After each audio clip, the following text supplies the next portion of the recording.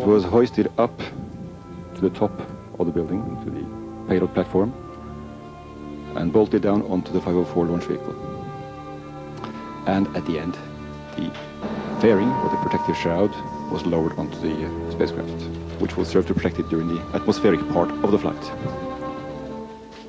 So these various activities taking place in the various buildings here on the pad near ELA 3, and when everything is ready, the launcher, complete, is rolled out. Yes, the rollout occurred yesterday under a magnificent blue sky, and there were a lot of people watching that.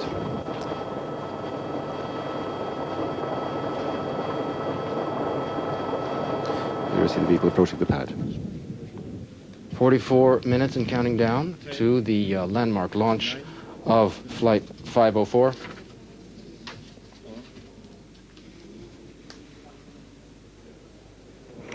Throughout the millennia, excuse me, people have been wondering exactly what's up there in the sky.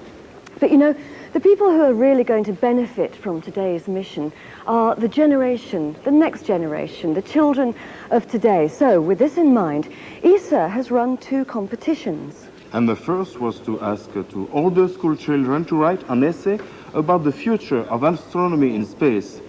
In the theme of What's New, Mr. Galileo, we'll have a flavor of that later in the show. And in our second competition, we asked the younger children to capture the wonders of space by drawing a telescope. And all of their pictures have been mounted on a logo which is going to go right on the top of Ariane 5. And this is the logo, 14 beautiful little telescopes all flying into space on a real live rocket. So why don't we have a look at those winning pictures? On regarde tout de suite ces images qui ont gagné.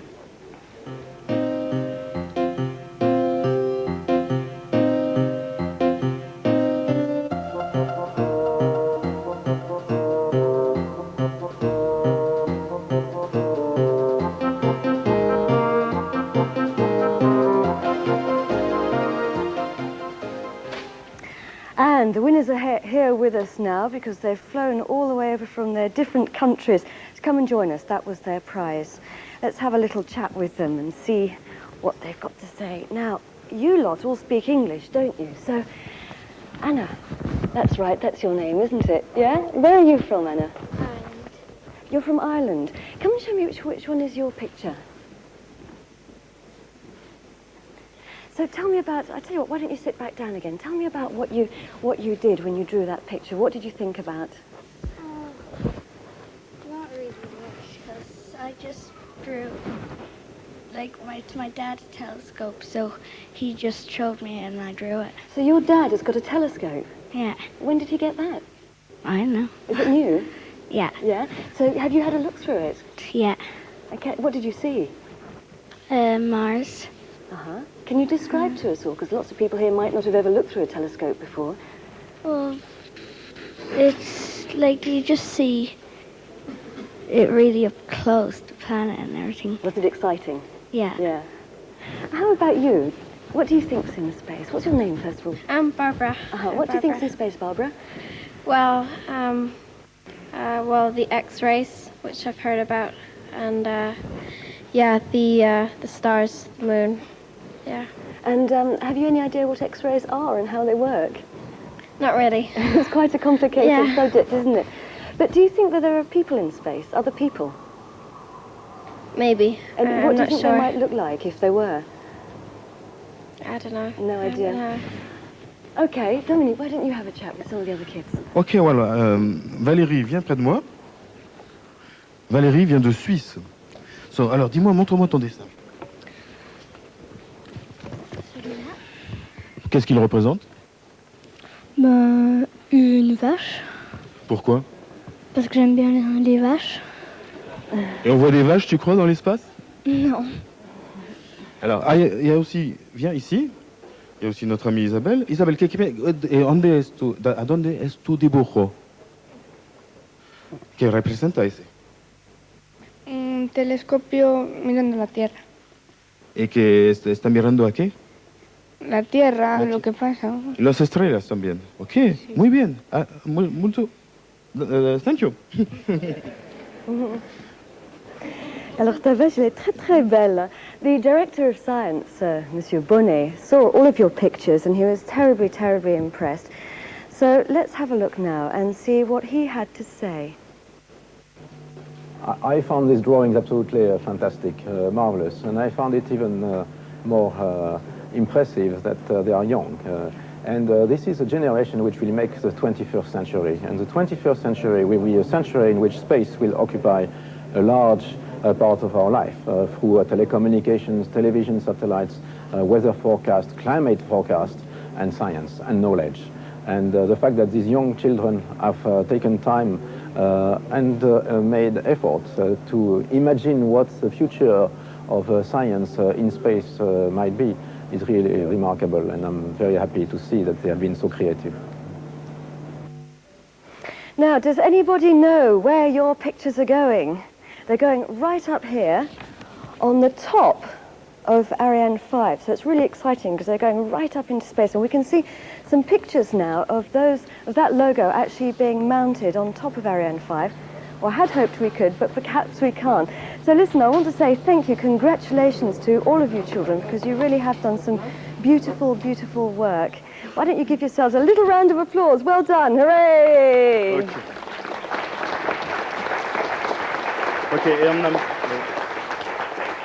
Et tout de suite, un point sur la chronologie, an update right now on the flight, of course. Right, we are all green on the status panels, the launcher on the pad, and beautiful blue sky. You can see we're launching during the day, which doesn't happen every day, rather rare as a matter of fact, but Ariane, the launcher can go anytime, day or night, right? This is a customer requirement. This is a requirement of the scientific mission of the XXM spacecraft, yeah. We can also go to the north or to the east from this launch pad. That's the benefit, one of the benefits of being on the equator, but we have a rather special orbit tonight. We'll get back to that later when we have a moment. But for now, take a look at the operatives here, the technical people and the customers, the ESA, CNES, and Ariane technical staff inside the fishbowl, Jupiter divided into two parts. You can see the invited guests, the VIPs, in the background. We are in the nerve center of the space base. This is That's the Ariane Space Mission Director, Philippe Roland, who coordinates or brings together the readiness status of the launcher and of the spacecraft. We have a roughly 1,400 people working at all points in the launch base today at the various launch activities. And the man coordinating all that activity is Jean-Yves Trebauer, the range operations manager, and who then pulls together information on all the activities that goes on the base and on the downrange stations. On the base we have meteor services, ground safety, flight safety, etc. And these two work in tandem, and they give a summary of all the information set up, brought in by the staffs, and they will put a go or a no-go summary on the green status panels.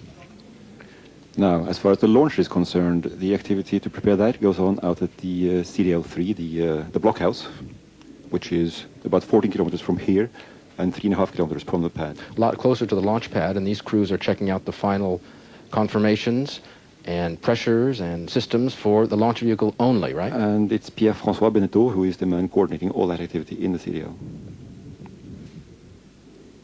They started working at 3 o'clock this morning, preparing the launcher for the flight coming up. Final countdown began 3 a.m. We are showing you the final moments of the final countdown. All is green, all is go. The milestone launch, the first commercial launch of the Ariane 5.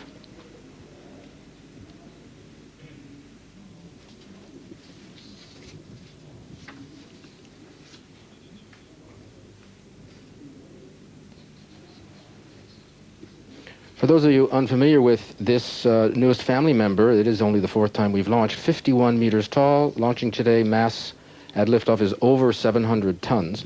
The lower composite is a single-engine cryogenic main stage, or core stage. There are 2 solid strap-on boosters. The upper part of the launcher is a single-engine powered stage with storable propellant, which is a little different. We'll get back to an explanation of that in a moment. On top of that is what we call the VEB, the Vehicle Equipment Bay, with the launcher's computers. And atop that is the fairing, and inside the fairing, XMM today. We're going to go to Ariane Space's Jean-Marc Artaud from the Operations Directorate, who's going to give us a look at some of the new structures going up in the launch base.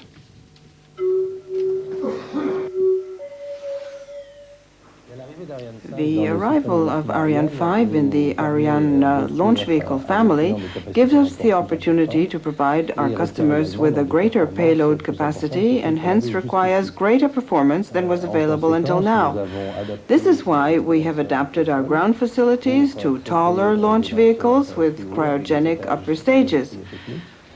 The buildings concerned are the launcher integration building, the payload integration building, and the launch zone.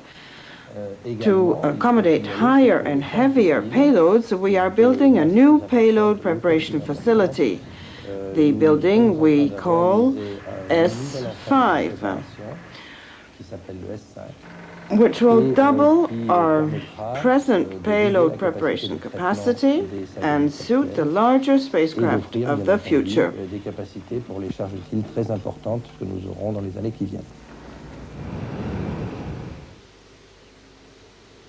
We'll talk in a moment of upgrades to the launcher itself. You can see the green status panels. These are the summary of the go, no-go which we mentioned from all across the base. And everything's go. Arto saying there in the interview that the upgrades to the CSG here, all done with customers in mind. Ariane Space with the new launcher has more satellite processing capabilities along with other elements, all geared to save time during operations and integration. A few moments ago we talked about the launcher and the base activities, the men coordinating that. Of course, the spacecraft, there's also a person doing that. This is Robert Lenné, the XXM program manager. And to his side, Philippe Kletskin, who has been doing the launch vehicle integration coordination for the program. The customers today. The customers today. They are in the operational part of the mission control center. We also have some other representatives of the customer, of course. The Ariane 5 new design, fewer engines but more power. Here is Daniel Biederman, the Ariane Space mission manager for this flight. He's been responsible for the execution of the XXM contract within Ariane Space. And to his right-hand side is Professor Roger Bonnet from ESA, Director of Science. And to his left-hand side, John Credland, Director of Space Programs, Scientific Programs. Dr. Bonnet you saw with the children. You'll see him again coming up in a longer interview.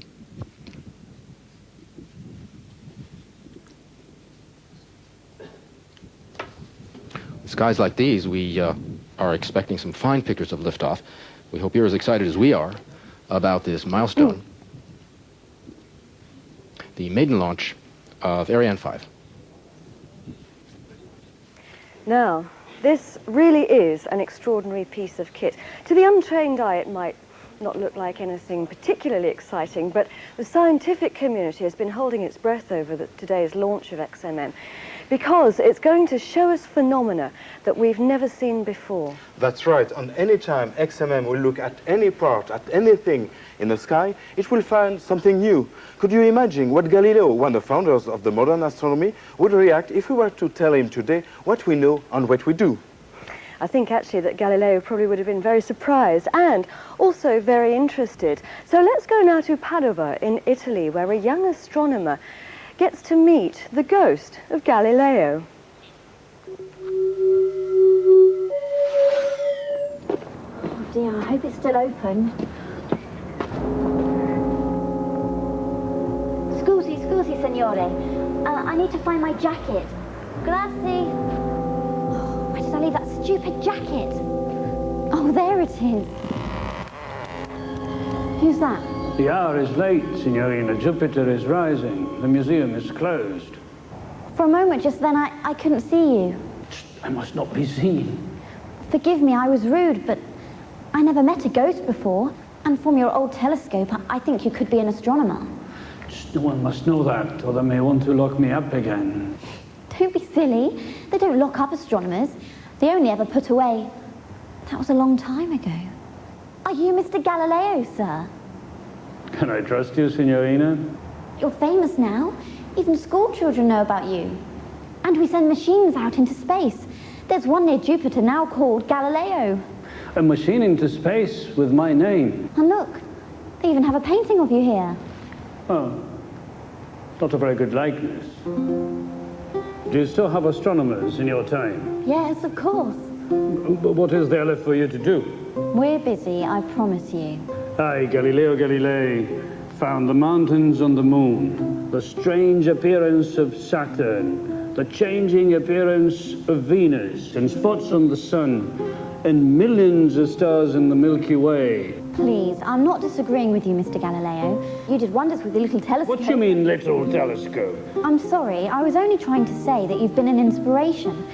Other astronomers have made bigger telescopes and discovered new things. How big? Wider than the length of a gondola of Venice. No, not even Hans Lippershey in Holland could make lenses that big. Oh, not lenses. We use a curved mirror nowadays to reflect light to a focus. You mean a parabola? Yes, a parabolic mirror. Why didn't I think of that? We have telescopes that orbit around the Earth like little moons. They can see the motions of stars or give us beautiful pictures. Planets, stars, nebulae. But how do your machines leave the Earth? On rockets. Like fireworks? That would be quite the sight. You bet. We needed a big rocket for the new astronomical satellite I'm working with, XMM. XMM? That's an odd name. What does it do? XMM collects invisible rays, Mr. Galileo. But if they're invisible, how do you detect them? You can feel them as heat, for example. So you just stand there with your eyes shut and look at the sky with your shirt off? No, we have instruments. Visible light reaches the ground, and so do radio waves. But the air blots out most of the invisible rays. Oh, I understand. I remember once looking through my telescope and seeing nothing, because I had left the cap on the lens. But now for your invisible rays, the only way of taking off the cap would actually mean to bring the telescope above the air. How quick you are, Mr. Galileo. And XMM out there will look for invisible X-rays. But what kind of telescope? Oh, you'd be surprised. The X-rays would be blocked by the lenses of your telescope and not be focused, so we deflect them off mirrors instead. Each mirror is like a bucket with no bottom, and the X-rays glance off the sides and go through it to a focus. Ah, but you'd need a parabola and a hyperbola for that. How did you work that out? That was a big invention when you'd been dead 300 years. Yeah, but please don't forget I was professor of mathematics. But it would focus very few rays that way. Most of them will miss the sides of the bucket altogether. Right again. And so, to catch plenty of X-rays, we stuck lots of buckets inside each other with narrow gaps between them. That would look a very peculiar telescope then, yes? It would look like a log of wood with the rings of annual growth showing at each end. You've imagined it exactly. Can I find you a job, Mr. Galileo, designing telescopes? Shall we go outside and see how Jupiter looks tonight? But don't forget your jacket. Back on Ariane 5, Galileo would probably think this is a huge white monument, quite a surprise for him to discover that actually it's a machine that goes into space. And a very, very sophisticated one at that. Which brings us to our second competition. We asked children from all over Europe to write an essay called What's New, Mr. Galileo? And we invited them to come and visit us here. Yeah, and we asked them to write it in English, the international language of space, unfortunately for me, maybe. So that explained my broken English. Actually, the essays were pretty good, you know. Anyway, as I said, the prize was for them to come and visit us here at the spaceport. So let's take a little look now at some of the extracts that they're rating out from their essay.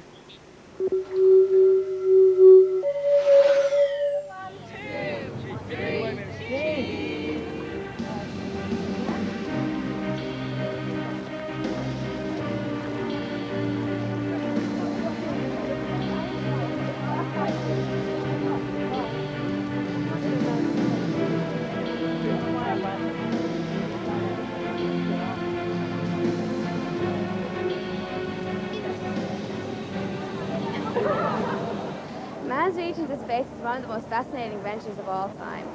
The road that has been unknown and not understood until recent years is just beginning to fully spread its wings and show us its possibilities. Scientists quench their insatiable curiosity by attempting to unravel the mystery of the universe. With an endless patience, they question stars and galaxies, hoping to find an answer to fundamental issues. Exploring the universe might also help us to find our right position in this world and open our senses for our environment far and near. Why is the rocket lands on the day in the light? Every day we have basically a window of half an hour. So if we miss, December 10, we have to wait 1 day, and we go December 11, and the time will be changed slightly. It's necessary for mankind to have young people to be able to discover who we are and where we are from. Today's young people are tomorrow's future scientists, so new researches depend on us.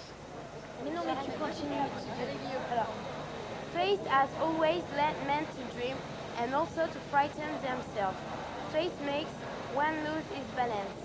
One is frightened by the immensity and by the color.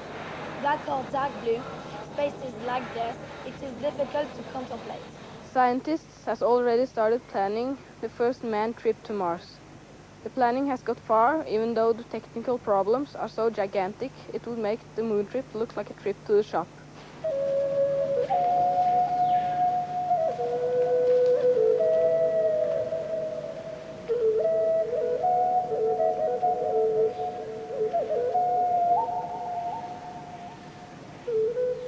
Some flowers are smelling very strong. Flowers which are smelling strong are there to attract insects, and that's the wild maracuja. It's red and don't smell anything because she don't need an insect, she needs a bird.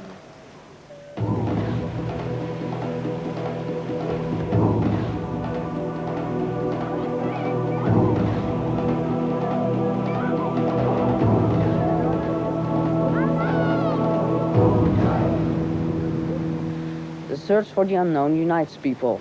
Scientists and astronomers from all over the world work together to achieve certain goals and to discover the undiscovered.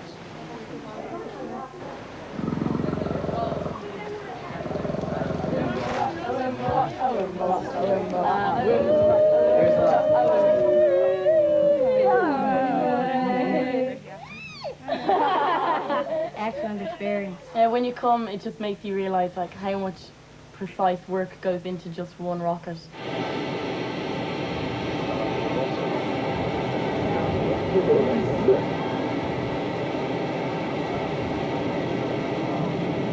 I thought it was really great, a lot of smoke, and I expected some more fire, but the hard sound was really cool.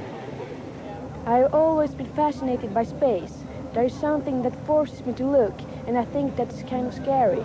As we gaze up at the heavens on a clear night, many questions enter our minds. What is out there that we cannot see? How many stars are out there, and how far away are they? And the most common question, are there any other beings out there gazing at their night sky, pondering the same thing? Let's go to our commentators now for the latest. Yeah, we had a 25-minute weather check, which is the second to the last one. There'll be another at minus 10 minutes. Board, you just got off the phone with the weather people. What do they say? All the conditions are okay. They mainly concern cloud cover, winds, and electric storm activity. And all is okay up till the start of the window. So we're green for the entire length of our window, which is tonight half an hour, roughly. And we're green for the for all aspects of the launch, as we can see from this panel. With no risks of storms? No. No. They forecasted rain this morning over breakfast. That did not show up. A couple of light clouds over the Atlantic, but we're go for the XMM launch. And of course we see on this panel the... This is a model of XMM, but not a full-scale one, because the real one is 12 meters long. It has 3 telescopes and 174 multi-mirrors. That's why it's called XMM, X-ray multi-mirrors. And the X-rays go right inside here. Which means that effectively it looks at space in the same way that an X-ray machine looks at the human body, just in case, say, you break a leg. Galileo would have loved it. On one man who would be very pleased to explain it to Mr. Galileo is Mr. Roger Bonnet. He's the head of the science for ESA. We ask him, what's new, Mr. Bonnet? Quoi de neuf, Monsieur Bonnet? Ce qui est neuf, c'est le lancement d'XMM, une mission qui est la plus grande mission jamais envoyée dans l'espace pour regarder le ciel dans le domaine de la lumière des rayons X, celle qui nous transperce le corps pour voir tout ce qu'il y a dans notre corps lorsque nous sommes malades. Donc nous allons regarder tout ce qui est impossible de voir avec nos yeux, en particulier ce qu'on appelle la matière noire, qui remplit 90% de l'univers. Avec XMM qui va regarder de plus en plus loin dans l'espace, puisque c'est le plus grand télescope jamais construit pour cette astronomie-là, nous allons pouvoir enfin regarder cette matière noire ou cette matière obscure. Les étoiles, en fin de leur existence, expulsent dans l'espace sous forme d'explosions gigantesques de la matière. Et cette matière, c'est celle qui forme les êtres vivants qui sont dans les planètes qui vont venir dans d'autres étoiles proches. Ce recyclage de la matière d'une étoile à une autre, c'est ce que va nous apporter XMM. Et puis enfin, XMM, c'est brièvement l'objet qui peut aussi regarder ces mystérieux trous noirs. After XMM, other fascinating missions are scheduled for Europe. It's a continuing quest. Après XMM, d'autres missions tout aussi fascinantes sont prévues pour l'Europe. C'est une quête qui continue. Dans le domaine de cette astronomie-là, cette astronomie violente, effectivement, puisque nos scientifiques pensent déjà à utiliser des satellites encore plus grands. On va lancer un satellite qui sera le télescope et un autre satellite qui sera la caméra. Ils seront alignés avec des faisceaux laser, très étroitement connectés l'un à l'autre par ce faisceau de lumière laser, et on aura comme ça un télescope à résolution pratiquement infinie. Ça, c'est la génération qui utilisera la station spatiale, la fusée Ariane 5, dans la première ou la deuxième décennie du siècle prochain. Looking into space is effectively like traveling in time. How far are we gonna go? Until the Big Bang? Regarder dans l'espace, c'est comme remonter dans le temps. Jusqu'où ira-t-on? Jusqu'au Big Bang? Aller jusqu'au Big Bang avec la lumière, c'est impossible, parce que la lumière est piégée entre 0 et 300 000 ans après le Big Bang dans la matière. Elle ne peut pas sortir, donc elle n'est pas venue jusqu'à nous. En revanche, on a d'autres moyens de regarder le Big Bang avec ce qu'on appelle les ondes gravitationnelles, c'est-à-dire des ondes qu'on n'a jamais pu observer encore, mais qu'on va essayer d'observer avec nos futurs grands télescopes d'ondes gravitationnelles, comme le projet LISA qu'on étudie avec les États-Unis aujourd'hui. Merci, Monsieur Bonnet. Cathy? Monsieur Bonnet, les enfants qui nous ont visités ont été très curieux à propos de leur univers et j'ai promis de poser des questions de leur part. The children who've been visiting us have been very curious about the universe and I promised that I would ask some questions on their behalf. And first of all, we have Monica from Bonn, who's 9 years old, and she would like to know what is a black hole. Monica, qui vient de Bonn, qui a 9 ans, voudrait savoir qu'est-ce que c'est qu'un trou noir. Un trou noir, c'est un objet qui est absolument théorique, mais c'est une énorme boule de matière, de masse, extrêmement lourde, très dense et très lourde. Tellement dense et tellement lourde que lorsque l'on est sur un trou noir, on ne peut pas en sortir. Et quand je dis on, ça peut être vous, ça peut être une étoile, ça peut être même la lumière de cette étoile. Elle n'arrive pas à sortir. C'est pour ça qu'on appelle ça un trou noir. Parce que la traction gravitationnelle de cette étoile est si grande que même la lumière ne peut pas s'en échapper. Nicolas, who's from Paris, who's 8 years old, would like to know, is there another planet like ours? Nicolas, qui a 8 ans, qui vient de Paris, voudrait savoir, est-ce qu'il y a une autre planète comme la nôtre? Il se pose une bonne question, Nicolas. C'est celle que tous les astronomes se posent aujourd'hui, car de plus en plus, autour des étoiles, proches de nous, on trouve des planètes qui sont pas exactement comme la Terre, parce que ce sont des grosses planètes plutôt comme Jupiter, c'est-à-dire des boules de gaz plutôt que des boules de rochers ou des océans. Et ce sera un des grands défis du siècle prochain que d'aller regarder ces étoiles et de voir si sur ces objets il y a par exemple de l'oxygène ou de l'ozone, qui est le signe même de la présence d'une vie, soit végétale, soit animale. Now, this is my favorite one. This is James, who's from London, who's 6 years old, who would like to know why is the sky blue? James, qui a 6 ans, qui vient de Londres, voudrait savoir pourquoi le ciel est bleu. C'est aussi une très bonne question.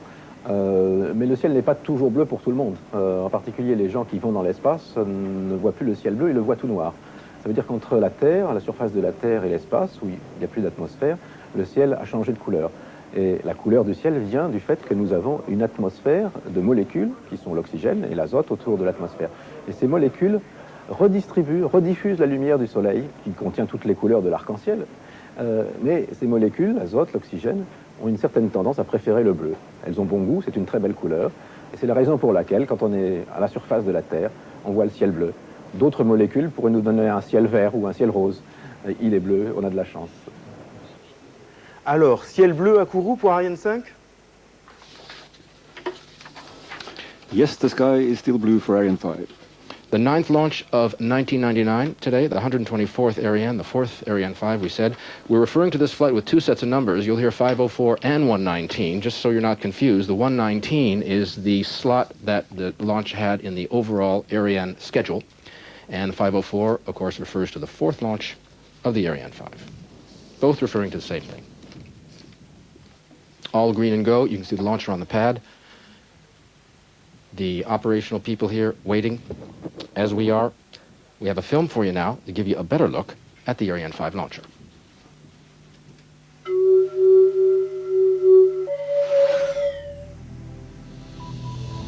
Versatile. Flexible. Powerful.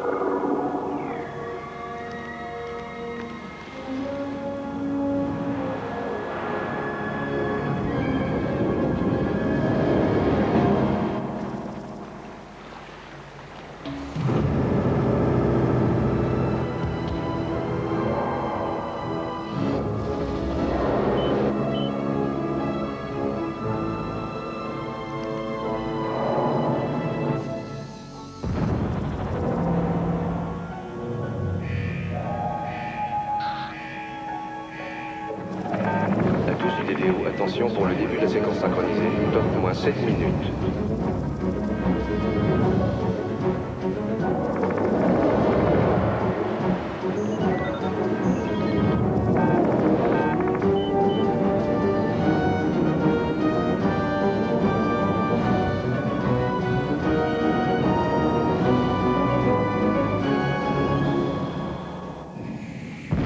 Donc les H0 moins 3 minutes. Correct. Déroulement correct.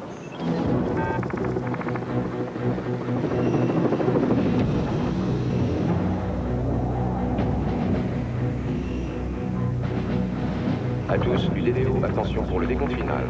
10, 9, 8, 7, 6, 5, 4, 3, 2, 1.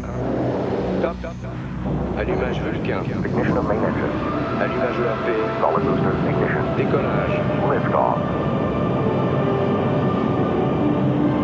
Propulsion normale. Tous les paramètres sont normaux à bord. All systems normal.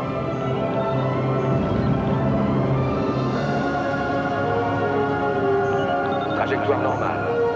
All okay on board.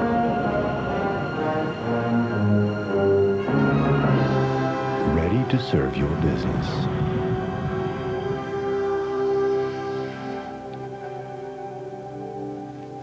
Ready to serve your business, and Ariane serving the scientific community as well, and the European Space Agency, not only as a customer tonight, but as a partner, both entities, old friends in the Ariane program. XMM, a symbolic mission tonight, this century's last project, delivered by next century's new launch vehicle. Board, what other Ariane 5 scientific missions can we see coming up? Well, we have in a little over a year from now the PPF, the Polar Platform, NVSat, another ESA, very big satellite for Earth observation purposes. We have furthermore beyond that missions like Rosette, another ESA scientific mission. We have just signed a contract for a small scientific spacecraft called Smart One, which will be launched as an auxiliary payload on Ariane 5. And we may also include perhaps the ATV launches, the automated transfer vehicle, which will be used to replenish the International Space Station. Good. You're watching Ariane Space Flight 504. After Ariane delivers XMM, the European Operations Center in Germany will take control of the telescope. We might have in line the flight controller of there in Germany. So, Howard Nye, can you listen to me? What are you doing over there? What's your job? Well, I think we've got a slight problem with Germany. Can you hear me, Howard? Well... It seems that Howard and I Yeah. can't hear you, Dominic. But listen, let me ask you, what exactly does ESOC do? Well, ESOC is one of the other European centers. It mainly takes care of payloads of satellites. ESOC s'occupe essentiellement de satellites, de charges utiles. Pour XMM, par exemple, l'ESOC va se charger de ce que l'on appelle la mise à poste. Donc après qu'Ariane se sera séparée du satellite, l'aura délivré, qu'Ariane aura donc fait son travail, la vie n'est pas terminée pour le satellite. Il a encore toute une série d'opérations à mener avant d'être à l'endroit où il va faire son travail. Et c'est donc ce que font les gens à l'ESOC, c'est de surveiller, de contrôler, d'envoyer les commandes. Par exemple, il faut allumer un petit moteur, beaucoup plus petit que les gros moteurs d'Ariane, bien sûr, pour qu'ensuite l'XMM aille à son poste de travail et puisse nous envoyer ces belles images qu'on l'espère tous. Et ESOC s'occupe seulement de XMM ou d'autres? Ah, pas du tout. ESOC, peut-être que l'ESOC est en ligne d'ailleurs, on va essayer de voir. Howard, can you hear me now, maybe? Well, the problem is Howard. No, never mind. Okay. So there are other satellites that I don't hear. J'entends pas. No. You were saying there were two other. There are most of the satellites from European Space Agency has been put on space after the delivery from the rocket via this center in Germany, which is actually in Darmstadt, near Frankfurt. And you also have all the satellites, Hipparcos, all of them. Presque tous les satellites qui ont été lancés par Ariane ont été mis à poste par le biais de ce centre de contrôle de l'ESOC, qui est situé en Allemagne, à Darmstadt exactement, tout près de Francfort. Donc c'est un rôle vital alors pour ESOC. Absolument, oui. Absolument. Oui. On va peut-être s'intéresser maintenant à ce qui se passe ici à Kourou. On va revenir sur ce lancement très important, bien sûr. Et on approche d'un moment très très important, c'est la séquence synchronisée. Là, tout est automatique, mais je crois que le mieux, c'est que nos commentateurs nous expliquent ce qui va se passer. We are coming up into the automatic sequence, which will be coming up at -7 minutes, and we'll explain that to you. But before we do, Ariane 5, designed, of course, to meet the needs of a very changing space market. I have some figures. In 1996, just 3 years ago, globally, the space market worth $18 billion. And we have some estimations that in 2006, it'll be worth nearly $50 billion. And Ariane 5 designed to meet those needs, especially trends toward bigger satellites. Yes, telecoms. That's a continuing trend. Yeah, that's what Ariane 5 is for, providing a continuity for the Ariane family, handling larger payloads. Absolutely, Joshua. The heavy launcher now qualified for all types of missions, GTO, low Earth orbit? As we have before, yes. All right, we are coming up at the 7-minute mark, and you hear the DDO. This fellow will call out the entry into automatic sequence, which is when the computers will take over. Well, so far the people in the Launch Control Center have been using their computer-based control system by issuing commands. À tous de DDO, attention pour le début de la séquence synchronisée.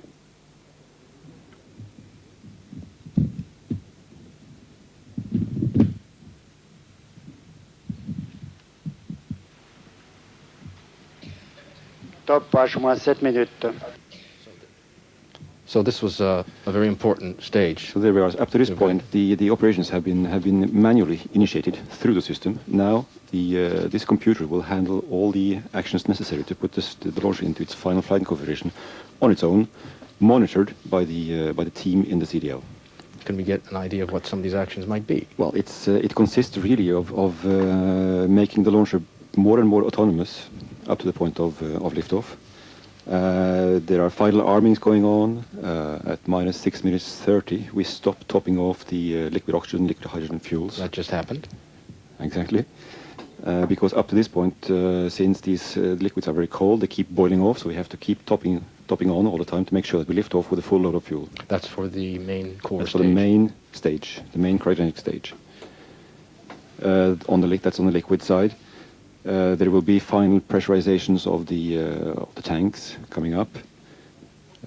We have on the electrical side, at -6 minutes 30, we armed the pyrotechnic systems on board, pyrotechnic systems which we use to separate the stages from each other, and which are kept in a safe condition up until the very last moments before the launch. So more or less the more hazardous operations are operated closer and closer. You want to keep that for the very end, yes. So in other words, what you're saying is the computers are okaying all these final hazardous units. Everything vital to the mission safety and success being checked out now by the two computers which are up at the launch center, the CDO which we saw. Yes, there are two computers. There is one computer which handles all these tasks, be they electrical or fluid, with the other one in the backup mode, watching everything going on, ready to take over in case the main computer goes down. Now what happens if we have a red during the automatic sequence? The particularity of the synchronous sequence is that if we have to stop somewhere in it, we will go back to -7 minutes and restart from -7 minutes when the condition that caused the red status has been cleared. The reason why we have to go back to 7 minutes is that certain things we need to restart, such as the topping off of the liquids needs to be restarted so that we maintain the full condition in the tanks. Also, at one point in the sequence, that is at -1 minute, the launcher will be brought on internal power, because up to this point it's been supplied electrical power from the ground. Since the vehicle is operating off batteries, you don't want to start using those too early. And if you have a hold in the countdown, well, you need to get back on ground power. The crews at the CDL, the Launch Control Center, carrying out their final checks on all the launch systems. Once the launcher leaves the pad, their work is done, I assume. From that point on, they have no more. The vehicle is entirely automated.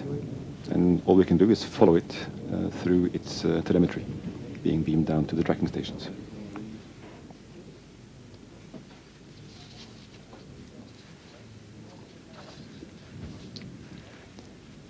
Three minutes and counting down. We have passed the -4 minute mark, where pressurization of the main stage oxygen and hydrogen tanks took place. And at -3 minutes 30 coming up right now, the actual planned liftoff time will be loaded on board the onboard computer. Into the onboard computer, which is located, as we mentioned, in the vehicle equipment bay, which is the brains of the launcher. Yes.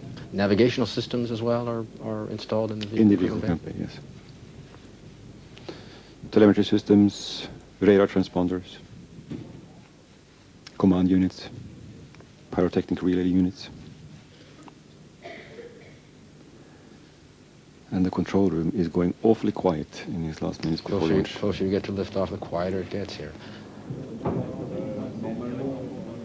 But we are go for launch. We're on time and on target with flight 504, Ariane space flight 119. The final moments of the final countdown, there's an ignition sequence which we'd like to go over with you because it's not perhaps what you expect. At T-3 seconds, the onboard computer will take over the final engine startups and liftoff operations. Now, these are what? Well, at H0, at the 0 seconds, the engine, the main cryotechnic engine of the cryotechnic stage, will start up.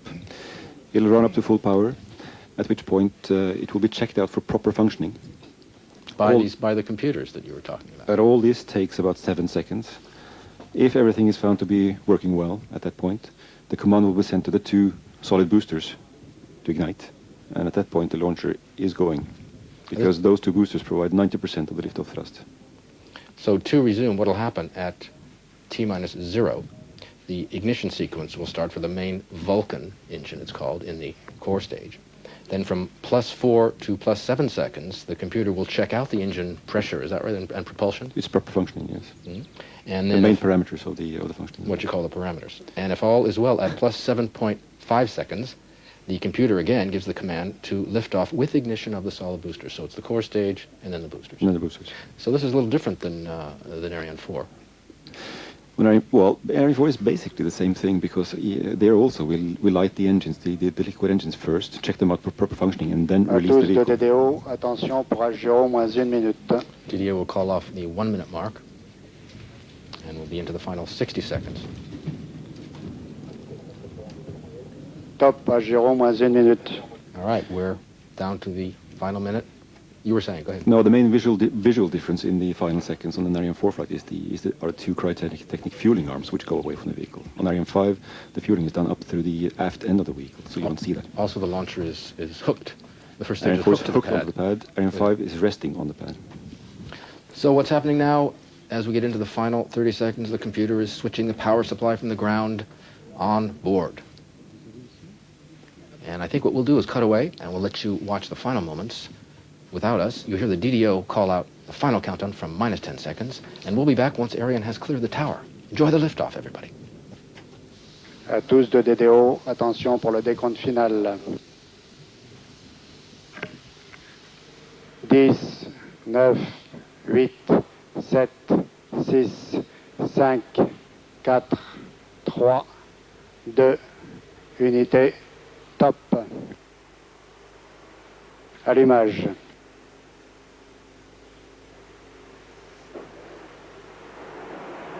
Allumage des EAP. Décollage.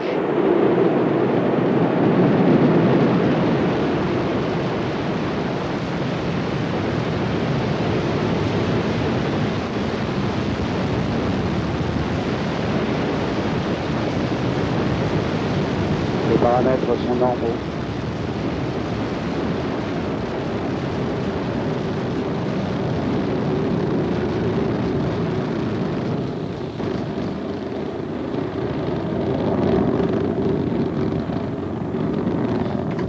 Tremendous shots of the liftoff. Ariane 5 roaring up into the blue sky. You saw the smoke billowing out from the boosters. Up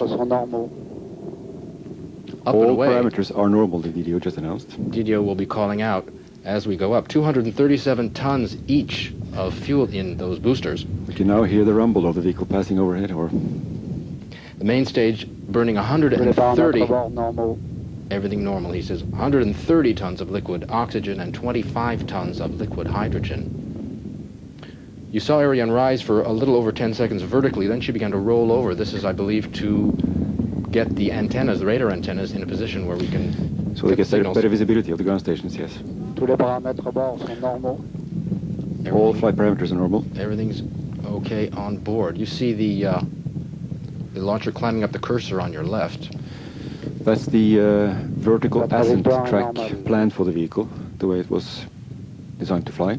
And in the lower right-hand corner, moyenne is the means by which we're tracking. Yes, the A is altitude and V is velocity. The boosters are going to burn for roughly 10 minutes. As Board said, they provide 90% of the thrust. That's 20 times what the Ariane 4 boosters provided. They are due to separate at plus 223, and we should see those shots. Oh, we will certainly see those.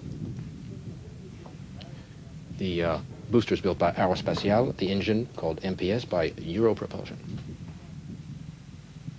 You should hear the DDO call out the next... That's the burnout. Séparation des EAP. Separation of the boosters. You see it on the... You see the two dots moving away from the central stage. Very clear pictures. Spectacular daytime launch of Ariane 5 today. The mission is continuing now with the core stage, also called the EPC, burning alone. That will burn for a total of 10 minutes. Also built by Aerospatiale. You see the cursor climbing up to SEP Coif. That means separation of the fairing.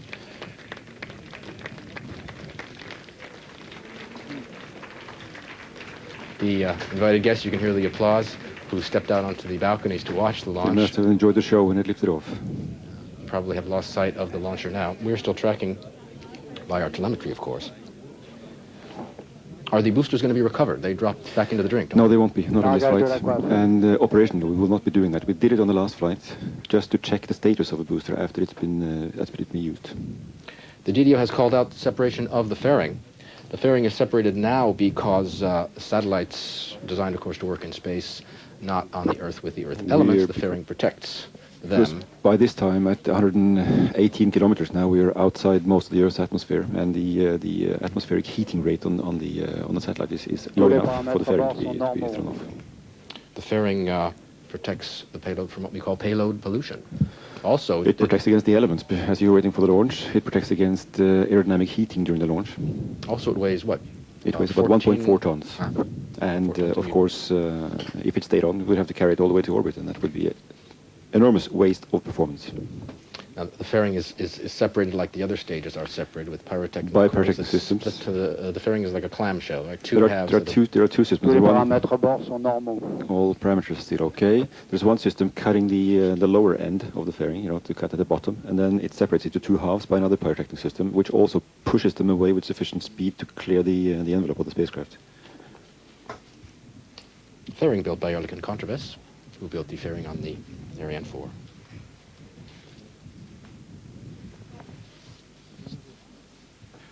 les paramètres à bord sont normaux. Il reste 5 minutes de propulsion.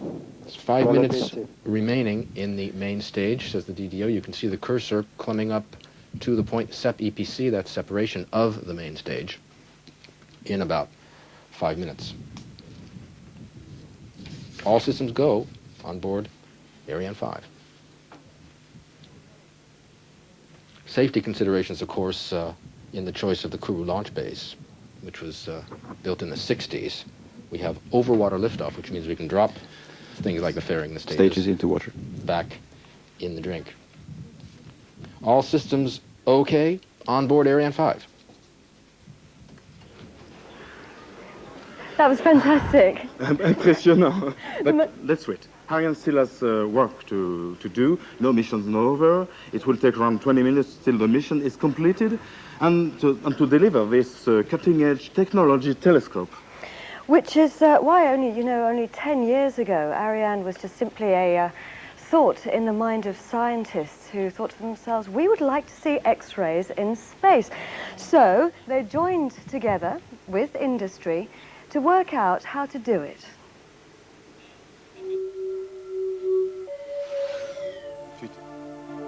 It was initially named the High Throughput Spectroscopy Mission because this space observatory will be a glutton for X-rays. Today, it flies under the acronym XMM, X-ray Multi-Mirror, because of its telescope design. Those nurturing it have affectionately called it Black Beauty.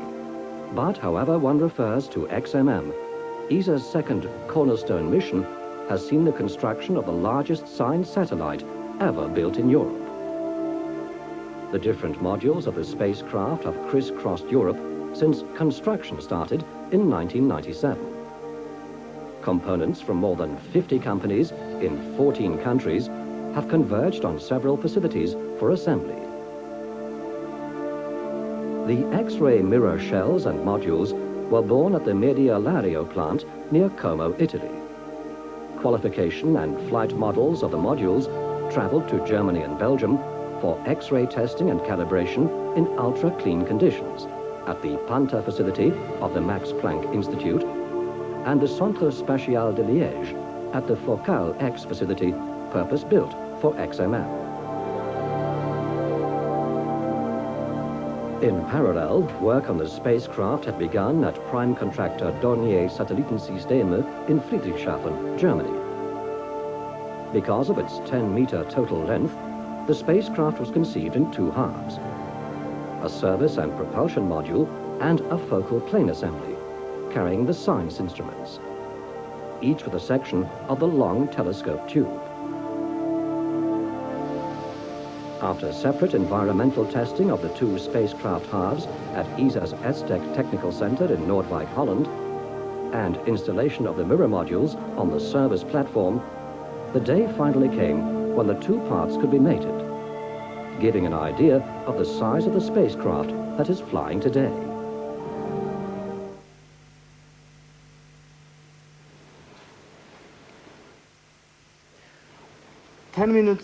More than 8 minutes into flight. Let's have an update now with our commentators. Everything is still okay. We are approaching the point in the directory where it says SEP EPC, which is, first of all, the end of the flight. Everything's still normal. You can see on the lower right, our speed is over 6 kilometers per second. We need roughly 10 kilometers per second for injection. Il reste 1 minute de propulsion pour le PC. 1 minute left of propulsion for this stage. We're flying at almost 130 kilometers. At 8 minutes, we were picked up by our first downrange tracking station, which is actually a ship, a French Navy ship called Monge, which is the first time, actually, this time we're using a boat. We have used planes to track the launcher before, but this is the first time for a boat. Due to the curious orbit, the particularity of the XMM orbit, and going out to 40 degrees inclination. We had a hole in the telemetry, is how if we had used the usual stations, yes. We'll get back to this curious orbit when we have a little more time with the next stage burn. By the time the EPC burns out, we shall be about a third of the way across the Atlantic. The EPC is going to burn until just under 10 minutes coming up. She's burning 10 times the fuel of the Concorde.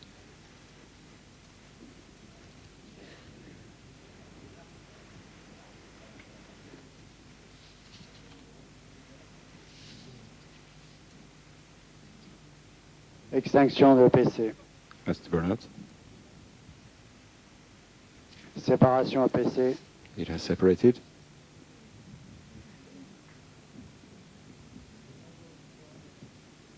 Allumage de l'étage à propergol stockable EPS. And the upper stage, the EPS, has started. All right, we're in the final and we're stage. in for Paramètres bord sont normaux.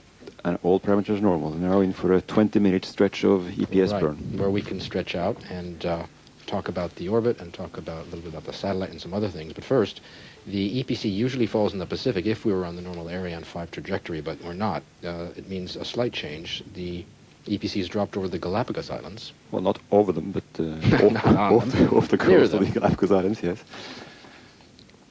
Is that going to be recovered? No, it breaks up completely into small pieces. The EPS, I read here, 4 tanks holding up to 9.7 tons of storable propellant. Why up to? Because we can Tous les paramètres sont normaux. Load as much propellant as is needed for the requirements of each specific mission. But the maximum tankage capacity is 9.7 tons. All right, this is the only stage that doesn't come in contact with the atmosphere during the flight. It's also the only one not ignited upon liftoff, because you saw the 2 boosters on the main stage were lit. But it does have a reignitable capacity. I'd like you to talk about that when we have a moment. This makes possible Ariane 5's wide range of missions. Well, the engine itself is reignitable. The stage, as we shall see, we come to the subject a bit later on in the flight. We'll talk about the evolution of the Ariane 5 vehicle. We will make the stage also reignitable, yes. And that's going to make a big difference in That's going to allow the vehicle to go to any type of orbit, practically. The EPS is a compact stage with a different engine called Estes. Its mission is to adjust the satellization of the payloads, so of course they reach their target orbit and ensure their right orientation and eventually separation. EPS built by Daimler Chrysler Aerospace. 8 kilometers is our speed and approaching 240 kilometers up. And we're heading for 840 kilometers. Tous les paramètres sont normaux. And you see on the cursor Ext EPS, that will be the burnout of this final stage, followed by some maneuvers, I imagine, before then we will separation. orient the XXM spacecraft for its separation, yes. You're watching the first commercial launch of Ariane 5, and we are go.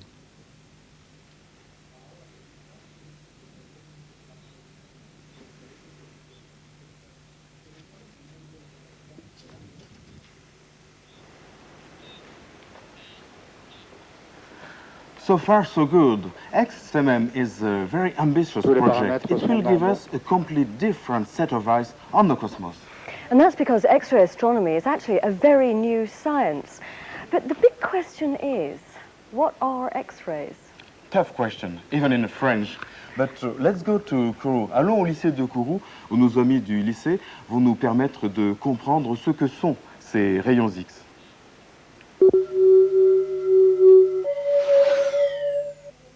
Bon, donc on en était au spectre électromagnétique. Vous savez que la lumière visible contient plusieurs couleurs, qui sont contenues dans quoi, par exemple?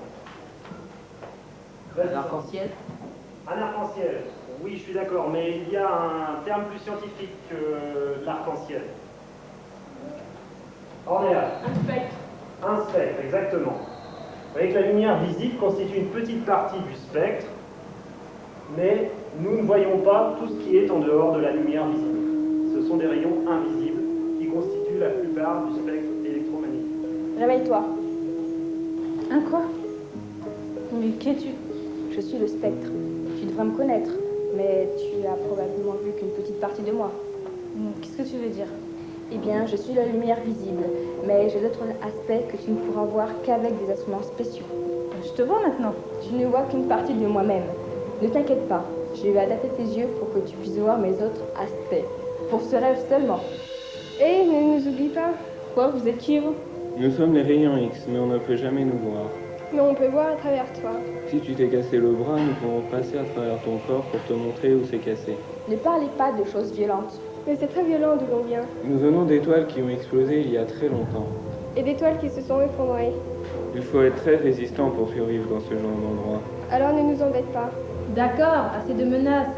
Ne t'en fais pas, tu es en sécurité avec nous. Nous sommes l'atmosphère de la Terre. Nous arrêtons les rayons cosmiques. Ils ne peuvent pas t'atteindre tant que nous sommes là. Parce que les atomes de l'atmosphère arrêtent les rayons X. Si tu veux vraiment voir ces rayons X, il te faudra des yeux adaptés et placés au-dessus de nous. Là-bas, au-delà de l'atmosphère. Ce qui revient à dire qu'il faut envoyer un télescope dans l'espace comme XXM. Et où est ta protection au plan? Ah non, mais de quoi tu parles? Nous sommes les rayons gamma, encore plus dangereux que les rayons X. T'as pas envie de te frotter à nous? Ne t'inquiète pas, l'atmosphère les arrête aussi, comme les rayons X. Nous sommes les plus chauds de la bande. Nous sommes très peu nombreux, mais très forts. Si forts que quelques-uns d'entre nous suffisent pour bousculer les choses. Salut! Nous sommes les rayons ultraviolets. Pour connaître les dernières infos sur les comètes, les étoiles et les galaxies, viens nous voir. Mais attention, si tu passes trop de temps avec nous, tu vas être tout brûlé. Non, mais je croyais qu'ils étaient plus cool. J'ai bien peur que ces rayons invisibles de ma partie violette soient plutôt agressifs. Du côté rouge, ils sont plus sympas. Salut, salut, salut. Nous, on est les rayons infrarouges. Nous venons des étoiles qui sont très lointaines. C'est très froid là-bas. Même la glace émet des rayons infrarouges, tu sais? L'atmosphère ne nous arrête pas tous. Certains d'entre nous arrivent à passer. Salut, nous sommes les ondes radio. Alors, ça n'a rien à voir avec la lumière. Si, pourtant, nous sommes juste sur une fréquence différente. Et nous transportons des informations différentes. L'atmosphère ne nous arrête pas. C'est pourquoi, depuis le sol, tu peux toujours recevoir mes messages. Voilà, ce sont mes amis invisibles qui te renseignent sur l'univers. L'atmosphère, comme un filtre, empêche de recevoir toutes les infos, notamment celles en provenance des régions les plus chaudes. Ah ouais, alors les instruments dans l'espace ont plus de chances de voir les rayons. Et une forte motivation pour l'astronomie. Déborah, tu m'écoutes? Peut-être pourrais-tu nous expliquer pourquoi il faut envoyer les télescopes dans l'espace? Halfway through the flight, an update now with our commentators. Tous les paramètres sont normaux. Everything is perfect on board. We're in the middle of the EPS burn at plus 15 minutes. 2 minutes ago, we were picked up by our second ground station. That's at Arcachon, telemetry station in southwestern France, also using that for the first time. We came up on the trajectory through the Strait of Gibraltar. Well, we should be just about overhead there now, and we will continue down the Mediterranean, cross Italy and Greece, and the XXM spacecraft will be separated as we are overhead Turkey, as a matter of fact. Right, the EPS... Tous les paramètres bord sont normaux. We're going to go to an interview with Patrick Rudloff now, who's Ariane Space VP for Business Development. Patrick?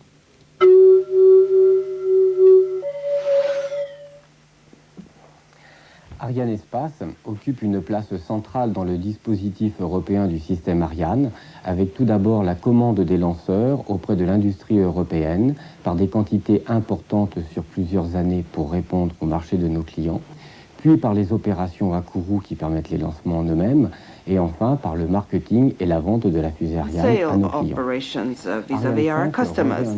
Ariane 5 is also a major challenge for Ariane Space to remain in its worldwide leading position, mainly due to the performance of the launch vehicle, well adapted to future spacecraft sizes of 5 tons, hence the Ariane capability to launch 10 to 12 tons, but also due to the appropriate timing of its entry on the market, with the heavyweight spacecraft arrived, that is, end 2001 or 2002, and finally, due to its enhanced reliability and launch rate and renowned Ariane Space customer services, together with financing and insurance schemes. Patrick Rudloff on the new Ariane 5. The payload capacity is 6.8 tons in GTO, that's 15,000 pounds, roughly, and 20 tons in low Earth orbit, which is 44,000 pounds. We're coming up on an anniversary. Ariane has been in service for 20 years. Our first flight was on Christmas Eve in 1979, so there'll be some fireworks here, you can imagine. Ariane Space formed in 1980, and 4 years later, Ariane Space, the company, took over marketing and operation of the launch services. And today, I keep saying tonight because we usually launch at night. But we're launching, said that 3 times. A new addition to launch services with the Ariane 5 today. Were you going to tell me how far the EPS pushes the launch vehicle, briefly? We shall be at about 850 kilometers as the EPS stops burning. Which would be... And of course it will, the final orbit that we push XXM2 will have its highest point at 114,000 kilometers. So it's a highly, highly elliptical orbit, very unusual. 6 minutes to go in the EPS burn. 10 minutes to the delivery of our telescope. Talking about telescope, Galileo, remember him?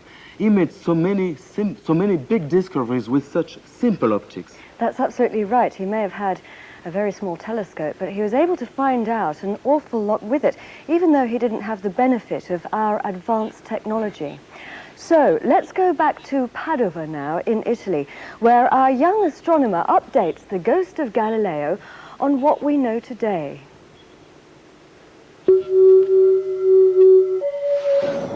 It was here from my garden in Padua that I first looked at the moon and the stars through my telescope. Wow. And then I wrote it all up in my announcement from the stars. Siderius Nuncius. My teachers told me that. But now you have telescopes as big as gondolas, Dottoressa, and then those machines out in space. And new wonders to see, Mr. Galileo. Suppose I had different eyes and I could see those invisible rays. What would the sky look like to me? You'd see a faint glow filling the whole sky. It tells us the whole universe was once as hot as the sun. So hot? You'd see old stars dying and new stars being born from cool clouds of gas and dust. So mortal, and yet such renewal. And you'd see quasars too. They pour out invisible rays of all kinds, and they're more luminous than a billion stars. Quasars? I need a new vocabulary. But you know water and ice? Yes. Vapors and minerals? Yes. Well, invisible rays identify them in the spaces between the stars and in the tails of comets. Such alchemy. We can then begin to understand how the universe made itself ready for planets and for life itself. Oh, and other invisible rays come from very hot places where even atoms are broken and huge explosions occur. Oh, why, with gamma-ray eyes, you'd see gamma-ray bursts and places where we can... Slow down, Teresa, please. Before you confuse me with more invisible rays, I want to know more about this beautiful machine that you now have out there in space with this telescopes focusing X-rays. Tell me more. What will XMM do? Well, if you had X-ray eyes, you'd see many hot spots in the sky. Yes. So with its powerful telescopes, XMM will detect the very faint sources and get right into the detail of the strong sources. There you go with these sources again. Do you mean celestial objects? Well, gravity machines for a start. Do you know there are places in the sky where gravity could squash you as flat as a pancake or stretch you into a piece of pasta? Oh, you can't be serious. Yes, we believe that in many of our sources of X-rays, gas is falling under intense gravity. Just like water in a mill? Yes, exactly. I'll always remember that. For Mr. Galileo, the quasars are just big watermills. Quasars are these luminous objects. Yes, they live in galaxies, these quasars, often hidden from view. Oh, and there are small, dense stars too, which suck gas from other stars. XMM will check our theories of these gravity machines and teach us how they disrupt the galaxies and the stars. So gravity is important everywhere in the universe? Oh, it's the boss. It builds the planets, the stars, the galaxies. It keeps planets in their orbits. It shapes the whole cosmos. Well, let me tell you about dark matter then. It doesn't give out light, but its gravity pulls the galaxies into clusters. Hot gas between the galaxies gives off X-rays, so that XMM can then show us the architecture of the whole universe. Dark matter is the designer-in-chief. Tell me more, Dr. Do you remember Kepler's new star? Oh, yes. Yes, it was 1604. And then Tycho found another one high up in the north in Cassiopeia. But they both faded away. We found them again, Tycho's and Kepler's. That's the best news you've told me. I expect you will tell me now that they give off X-rays? They do. And we now know that they were distant stars that blew up like kegs of gunpowder? Yes, if you wish. But no one can really imagine how powerful the explosions were. X-rays still show hot debris and blast waves going out from the scene. From just the two of them, Kepler's and Tycho's? No, many remnants of exploded stars are scattered all across the sky. They're new treasure for the galaxies. The remnants are rich in heavy stuff from which new planets could be made. What a lot you know, Dottoressa. But there's still a lot you must find out. You must really hope that your XMM will be your new Siderius Nuncius. A new starry messenger. Yes, fingers crossed. Tanta buona fortuna, Dottoressa.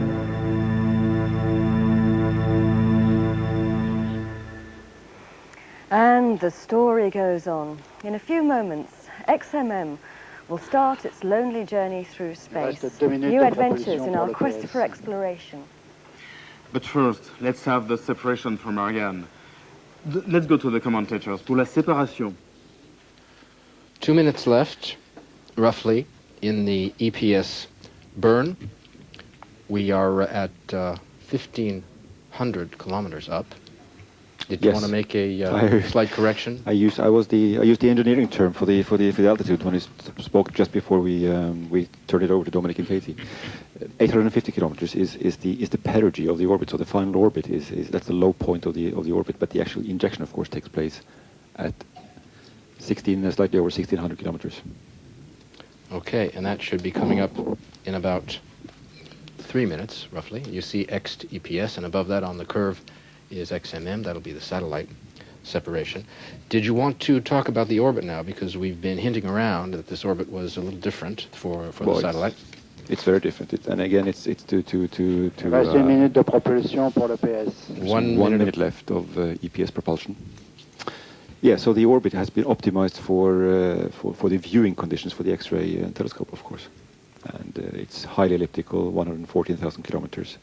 XMM will do some orbit raising maneuvers on its own to raise the perigee altitude, which will be slightly over 800 kilometers as we leave the vehicle. And they want to push that out to 30 seconds de propulsion. 30 seconds propulsion left. Above 6,000 kilometers. So the final orbit will be approximately 6,000 kilometers by 114,000 kilometers.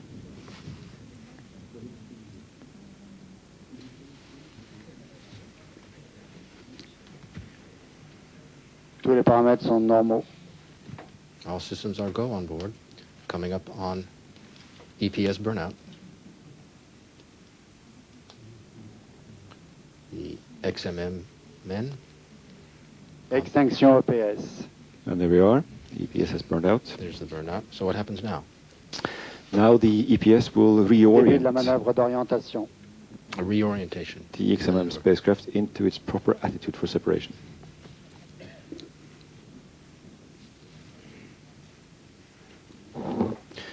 All right, we're going to look at some of the promised upgrades to the Ariane 5 coming up board. You want to tell us all about these? Well, we want to maintain the advantage of the Ariane 5 vehicle and continuously adapt it to the market. I mean, now there we see the current version, using the Estes EPS engine, the Vulcan engine from BBC, yeah, and a payload capacity of approximately 6 tons. The next evolution of that will be the Ariane 5 Versatile, using the same engine for the upper stage, but a Mark II version of the Vulcan, called the Vulcan II. A new core stage engine. Yes, well, it's not new, it's an evolution of the current upgraded engine, which will give us 8 tons payload capacity. At the end of 2001, we will dispose of a new upper stage, cryogenic this time, called the ESC-A, using the same engine as we have on the current Ariane 4 upper stage. And that will give us 10.5 tons of GTO performance. And then in 2005, we foresee the ESC-B upper stage, this time with a new reignitable cryogenic engine called the Vinci. That will give us 12 tons of performance in the GTO. All this, here we have some synthesized images provided by Aerospatiale Matra, showing these different versions of the vehicle. All this, of course, to continuously keep abreast of the market and to be compatible with the spacecraft evolutions. Now, these upgrades to Ariane 5 were approved in 1995. Fin de poursuite Arcachon. I guess that's by Ariane Espace and CNES together, huh? Yes.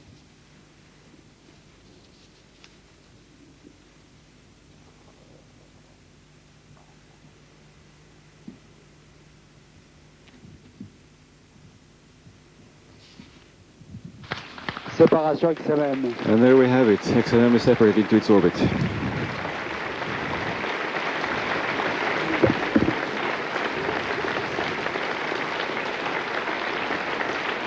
All right, there's the good news. You can hear the applause. A letter-perfect countdown and a picture-perfect launch tonight as Ariane 5 delivers on her first commercial launch. A big day for Arianespace and the ESA people and the CNES people, of course, and for European space in general, and in the wider sense for the world's space industries, as another player, Ariane 5, comes on the scene giving international satellite builders and operators another option. So it's a whole new ballgame for the space sector worldwide. Great. How did you like it? Fantastic. Very, very, very exciting. Okay, that means that job's done for Ariane 5. Fin de l'acquisition, Rolly. XMM is on its own way now, but let's have a try to this link with Germany, where XMM is now taken charge of. Howard, can you hear me? Howard 9? Howard 9, the flight controller in Darmstadt, can you hear me? Howard? Well, it seems that we're having a few difficulties with Howard and I, one of the hazards, I'm afraid, of live television. But we're very good at launching rockets around here, so let's take a look back now at the replay of the launch. Unité, top. Allumage.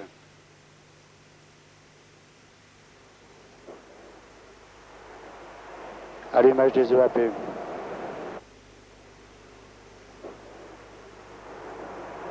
Allumage des EAP. Décollage.